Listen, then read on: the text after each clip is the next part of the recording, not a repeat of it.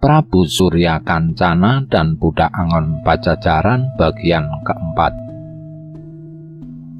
Mahkota Ayu Kesultanan Cirebon. Malam itu suasana di Keraton Kesultanan Cirebon terlihat sepi, hanya terdengar suara binatang malam dan sesekali suara anjing liar di kejauhan. Gerimis yang turun membuat penghuni keraton lebih memilih untuk tinggal di ruangannya masing-masing. Hanya di pendopo utama terlihat masih ada beberapa pengawal yang berjaga. Dingin sekali malam ini, ujar seorang penjaga yang bertubuh kurus sambil merapatkan baju menahan dingin. Betul Kakang, alangkah nikmatnya jika malam ini berselimut di kamar tidur. Hahaha, jawab temannya yang berbadan sedikit tambun sambil tertawa. Hus, jangan macam-macam, nanti terdengar orang-orang keraton bisa dihukum cambuk, seorang pengawal lain mengingatkan. Saat para pengawal berbincang dan berguru tanpa disadari oleh mereka, di atas atap pendopo utama berkelebat dua bayangan menuju ke arah Keputren. Dua bayangan itu sesampainya di atas atap Keputren terlihat saling berbisik. Hati-hati Kakang Patih, bisik sosok yang lebih muda. Jangan khawatir Gusti Prabu, semua penghuni Keputren sudah terkena sirep, jawab sosok yang bertubuh tinggi besar. Ternyata kedua sosok yang berada di atas atap Keputren itu adalah Prabu Kesan Ulun bersama Patih Batara Sang Hyang Hawu. Lebih baik Gusti Prabu segera turun dan menemui Gusti Ratu Harisbaya di kamarnya. Hamba akan berjaga di sini, ujar Patih Batara Sang Hyang Hawu. Baiklah Kakang Patih, aku tidak akan lama. Segera kasih tanda jika ada masalah, bisik Prabu Kesan Ulun lalu melompat melayang turun, ringan sekali gerakannya. Jangan khawatir Gusti Prabu, nikmati saja malam ini bersama Gusti Ratu Harisbaya, lirih Patih Batara Sang Hyang Hawu sambil tersenyum. Sepeninggal Prabu Kesan Ulun, Patih Batara Sang Hyang Hawu segera melompat ke atas pohon besar yang berada di samping Keputren. Lalu dengan entengnya bersila di atas sebuah dahan besar dan luar biasanya pohon itu tidak bergoyang sedikit pun, menunjukkan betapa tingginya ilmu meringankan tubuh Patih Batara Sang Hyang Hawu. Dipejamkan matanya sambil membatin. Kanjeng Gusti Prabu Surya Kancana, hamba haturkan sembah bakti. Semoga selalu bahagia di nirwana. Sebentar lagi dendam kesumat Kanjeng Gusti Prabu kepada Kesultanan Cirebon dan seluruh keturunannya akan hamba balaskan. Sementara itu Prabu Kesan Ulun yang telah turun dan berjalan di dalam Keputren mengendap-endap menuju kamar yang sudah digambarkan lokasinya oleh Patih Batara Sang Hyang Hawu. Dilihatnya di beberapa pojok Keputren, bahkan ada yang di lorong beberapa pengawal tertidur dengan pulas. Sepertinya akibat ilmu sirep Patih Batara Sang Hyang Hawu. Sepertinya ini kamar Harisbaya, gumam Prabu Kesan Ulun sambil berhenti di depan sebuah kamar. Didorongnya pintu kamar tersebut dan ternyata tidak dikunci. Ah, tidak dikunci. Apakah Harisbaya sudah mengetahui rencana kedatanganku? Batin Prabu Kesan Ulun sambil melangkah masuk dan menutup pintu kamar dan menguncinya. Perlahan Prabu Gesan Ulun berjalan menuju ke bagian dalam kamar. Tercium wangi yang sangat dikenalnya. Dadanya berdebar keras dan aliran darahnya seolah mengalir lebih cepat. Harisbaya, ternyata wangimu tidak berubah, batin Prabu Gesan yang mengenali bau wangi tersebut. Sesampainya di bagian dalam kamar, dilihatnya ada sebuah tempat tidur besar berkelambu sutra putih. Prabu Gesan Ulun tertegun sambil menahan gejolak rasa yang tertahan selama 5 tahun ini. Diambilnya sebuah kursi yang berada di pojok, lalu ditarik ke depan tempat tidur, lalu didudukinya sambil memejamkan matanya. Terjadi perang batin yang luar biasa, karena walau bagaimanapun apa yang dilakukannya sudah merusak mahkota pernikahan Sultan Cirebon yang masih merupakan kerabatnya. Tetapi pengkhianatan yang sudah dilakukan dengan menikahi Harisbaya juga tidak bisa diterimanya. Kakang Sultan, aku hanya mengambil yang seharusnya menjadi milikku. Aku tidak bisa menerima pengkhianatanmu, batin Prabu Gesan Ulun sambil mengepalkan kedua tangannya.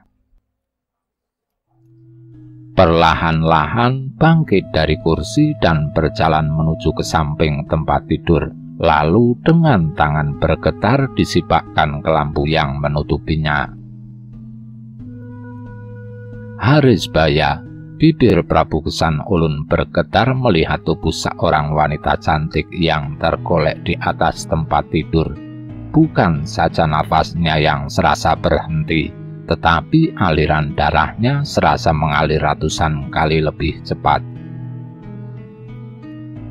Lalu cepat-cepat dipalingkan kepalanya ke arah lain, tak berani menatap langsung ke atas tempat tidur. Betapa tidak, di atas tempat tidur tubuh Harisbaya yang tergolek dengan pakaian yang berantakan memperlihatkan beberapa lekuk tubuh indahnya. Perlahan kakinya melangkah mundur menjauhi tempat tidur, lalu wajahnya diusap oleh kedua telapak tangannya. Keringat dingin mulai muncul di kening Prabu Gesan Ulun.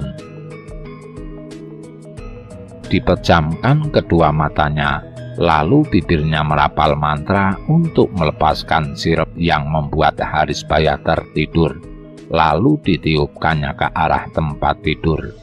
Ajaib, dalam sekejap mata terlihat tubuh Harisbaya mulai bergerak dan bangun sambil menggosok kedua matanya. Prabu Gesan Ulun tak kuasa menahan rasa rindu yang sudah ditahannya selama ini. Matanya mulai berkaca-kaca. Harisbaya, ini aku, Gesan Ulun. Suaranya serak menahan tangis. Sementara Harisbaya yang baru terbangun kaget bukan kepalang. Dari balik lampu yang tipis dilihatnya sosok yang selama ini memenuhi mimpi-mimpinya. Kakang Gesan Ulun, lirih Harisbaya yang tak kuasa membendung air mata yang mulai turun. Seharian aku menunggumu di Taman Keputren, tapi dirimu tak kunjung datang. Kupikir Kakang Gesan Ulun tidak akan menemuiku, sambung Harisbaya sambil turun dari tempat tidur dan berdiri mematung memandang ke arah Prabu Gesan Ulun yang juga sedang menatap sendu ke arah Harisbaya. Saat kedua manusia yang sedang diamuk rasa rindu itu berpandangan seolah ingin menyampaikan berjuta rasa yang bergejolak di dada mereka masing-masing.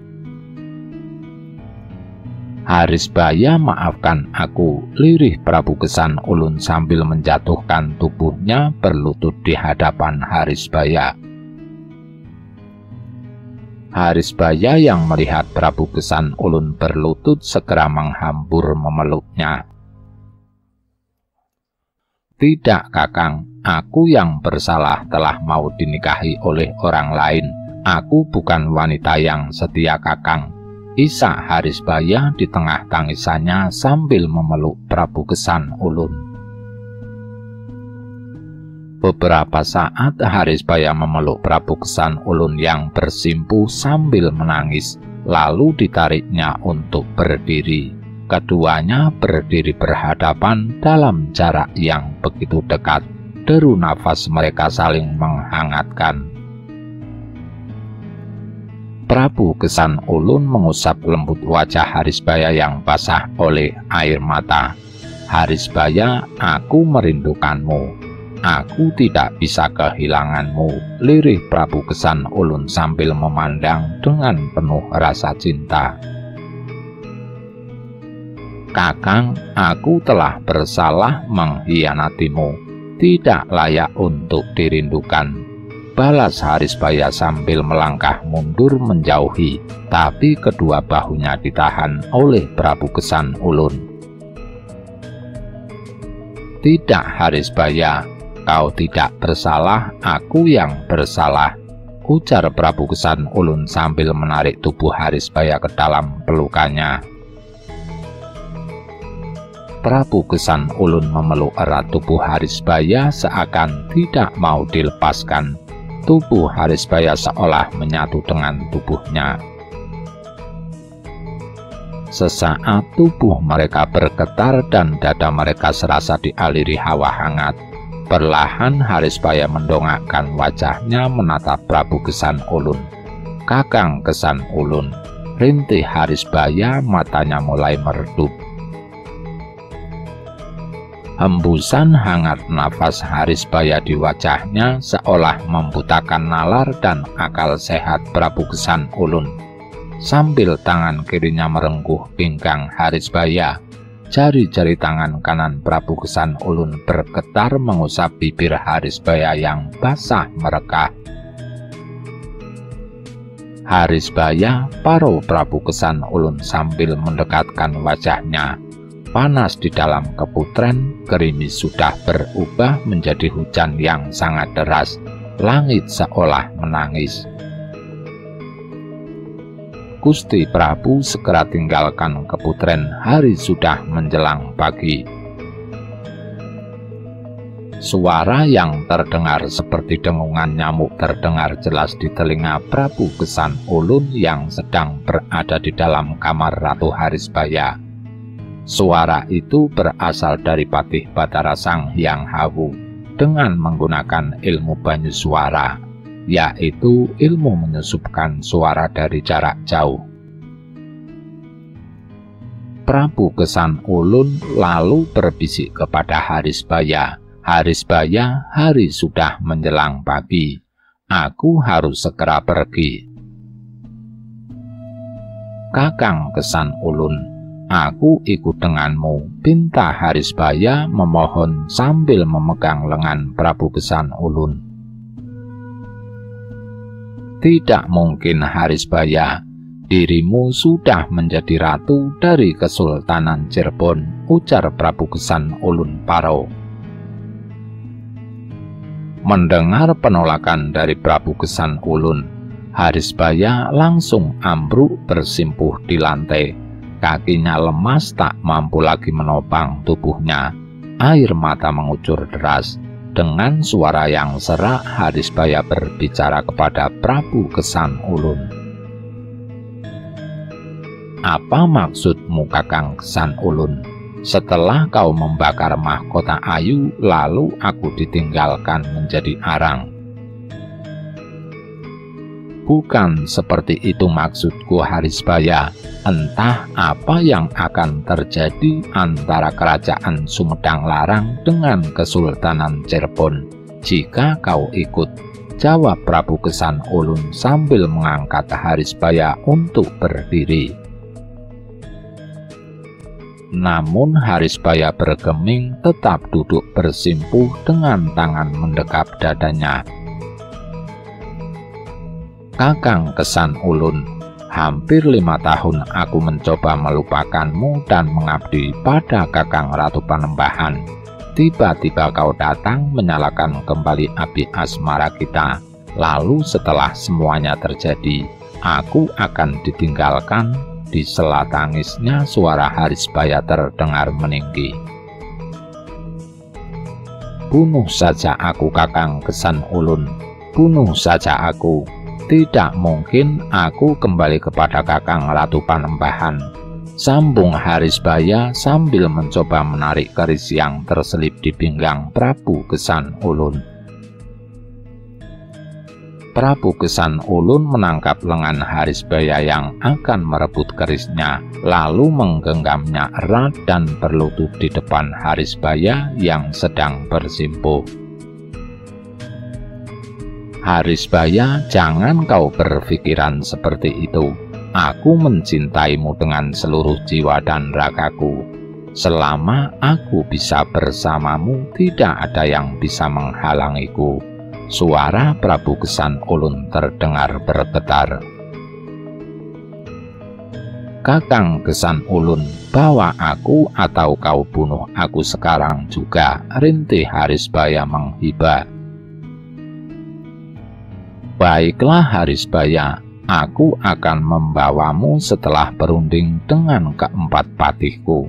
Akhirnya Prabu Gesan Ulun tidak mampu menolak permintaan perempuan yang sangat dicintainya. "Baik Kakang Gesan Ulun, aku akan menunggumu dengan keris terhunus. Jika janjimu dusta, maka aku akan menjadi mayat," isak Harisbaya sambil memeluk Prabu Gesan Ulun.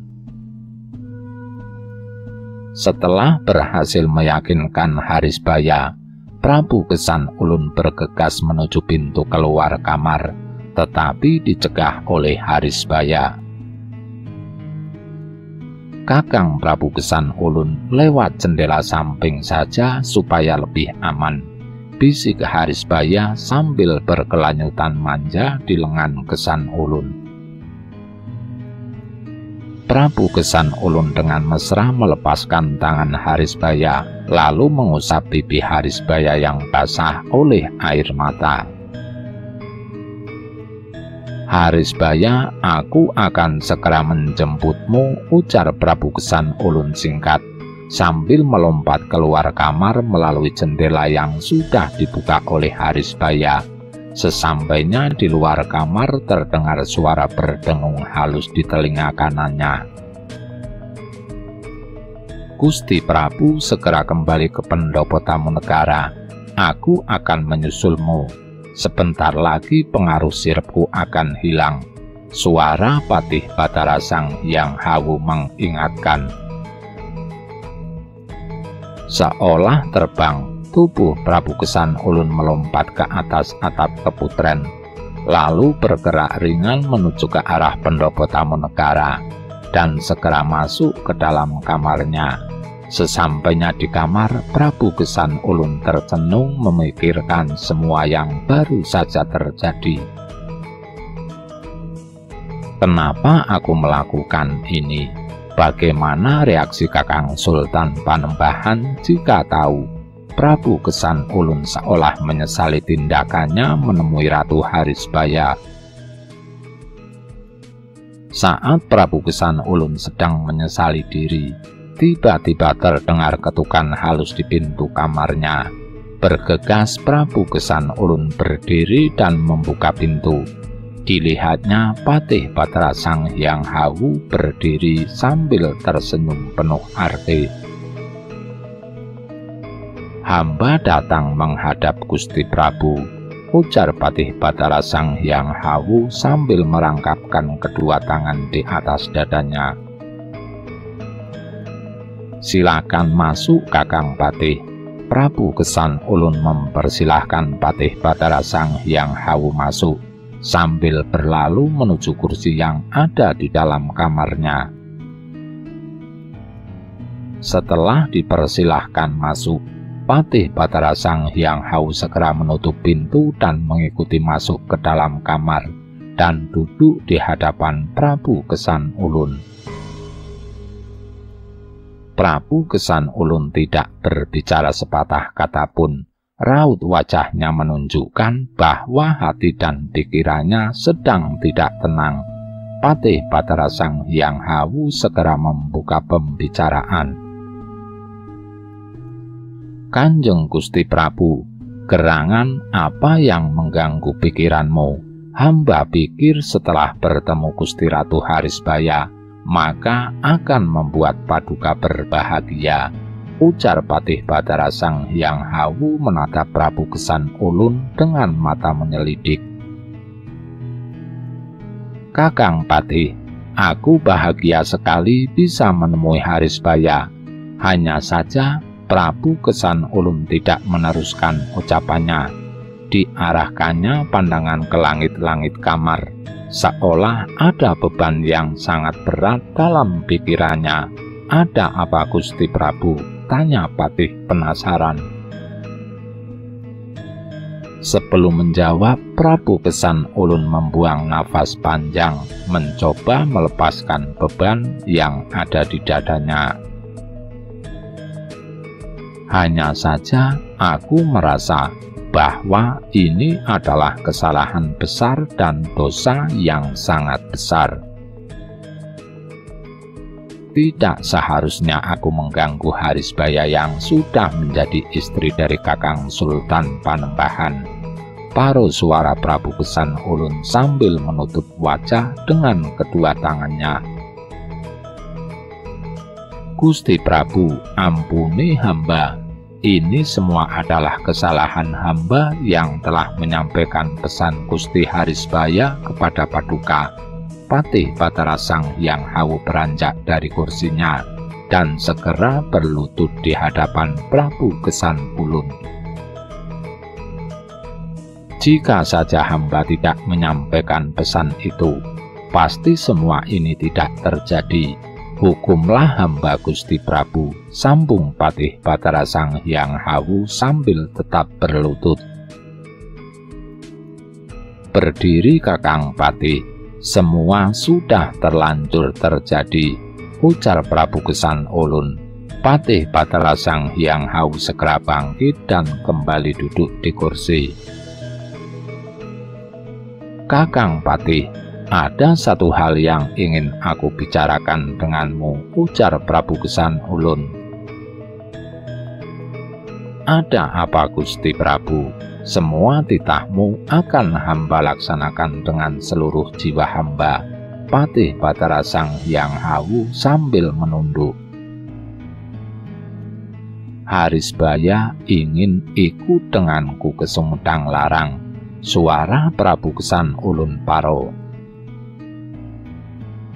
Patih Batara Sang Hyang Hawu tercenung, dalam hatinya membatin, sesuai rencanaku. Rasakan pembalasanku, wahai Kesultanan Cirebon dan seluruh keturunannya. Prabu Kesan Ulun yang melihat Patih Batara Sang Hyang Hawu hanya tercenung dan diam saja merasa khawatir. Karena walau bagaimanapun Patih Batara Sang Hyang Hawu adalah andalan dan orang kepercayaannya. Jika saja Patih Batara Sang Hyang Hawu menolak rencananya membawa Harisbaya, dia merasa tidak akan sanggup melakukannya sendiri. Kakang Patih, kenapa diam? Bagaimana menurut pendapatmu? Tanya Prabu Kesan Ulun gusar. Patih Batara Sang Hyang Hawu menarik nafas panjang. Gusti Prabu, ini sangat membahayakan untuk Paduka dan seluruh kerajaan Sumedang Larang, ujar Patih Batara Sang Hyang Hawu, seolah menolak rencana Prabu Kesan Ulun membawa Harisbaya. Lalu apa yang harus aku lakukan Kakang Patih? Harisbaya mengancam akan melakukan bunuh diri jika aku tidak membawanya, ujar Prabu Kesan Ulun, suaranya terdengar seperti memohon bantuan dari Patih Batara Sang Hyang Hawu. Ini seperti buah simalakama Gusti Prabu. jika Gusti Prabu membawa Gusti Ratu Harisbaya ke kerajaan Sumedang Larang, tentu akan menyebabkan kemarahan dari Kesultanan Cirebon. Bahkan bisa saja mereka menyerang kerajaan Sumedang Larang, jawab Patih Batara Sang Hyang Hawu. Tapi jika Gusti Ratu Harisbaya melakukan bunuh diri, tentu akan membuat geger seluruh keraton. Dan jika mereka tahu penyebabnya adalah Gusti Prabu, maka akibatnya juga akan sama saja, sambung Patih Batara Sang Hyang Hawu seolah tidak memberikan solusi. Lalu apa saranmu, Kakang Patih? Suara Prabu Kesan Ulun tidak sabar. Tidak ada jalan lain. Gusti Prabu harus membawa Gusti Ratu Harisbaya ke kerajaan Sumedang Larang. Karena apapun yang Gusti Prabu lakukan, hasilnya akan sama. Akhirnya Patih Batara Sang Hyang Hawu menyetujui untuk membawa Ratu Harisbaya ke Sumedang Larang. Jika Kesultanan Cirebon menyerang kerajaan Sumedang Larang, maka hamba yang akan menghadapinya, sambung Patih Batara Sang Hyang Hawu meyakinkan. Mendengar jawaban Patih Batara Sang Hyang Hawu, Prabu Kesan Ulun merasa sedikit lebih tenang, karena dia tahu bahwa sebagai bekas Kandagalante, petinggi pasukan kerajaan Pajajaran, kesaktian Patih Batara Sang Hyang Hawu sangatlah tinggi. Dia yakin bahkan di Kesultanan Cirebon pun tidak akan ada yang sanggup menandinginya. Lalu apa rencanamu, Kakang Patih? Tentu tidak mudah membawa Harisbaya melewati penjagaan keraton, tanya Prabu Kesan Ulun. Suara dan mimik wajahnya sudah jauh lebih tenang. Gusti Prabu, lebih baik hamba bermusyawarah dengan ketiga patih lainnya untuk menjalankan rencana ini, ujar Patih Batara Sang Hyang Hawu. Betul, Kakang Patih, lebih baik panggil mereka bertiga ke sini, perintah Prabu Kesan Ulun. Baiklah Gusti Prabu, hamba pamit mundur untuk memanggil mereka, ujar Patih Batara Sang Hyang Hawu sambil berdiri dan merangkapkan kedua tangan di depan dadanya, lalu berbalik menuju pintu keluar untuk memanggil ketiga patih yang lain.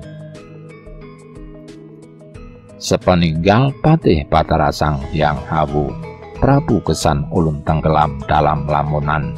Terbayang kembali pertemuannya yang hangat dengan Harisbaya, dan kini Harisbaya akan kembali menjadi miliknya seutuhnya. Prabu Kesan Ulun tersenyum bahagia, seolah lupa dengan bencana yang akan terjadi. Bersambung.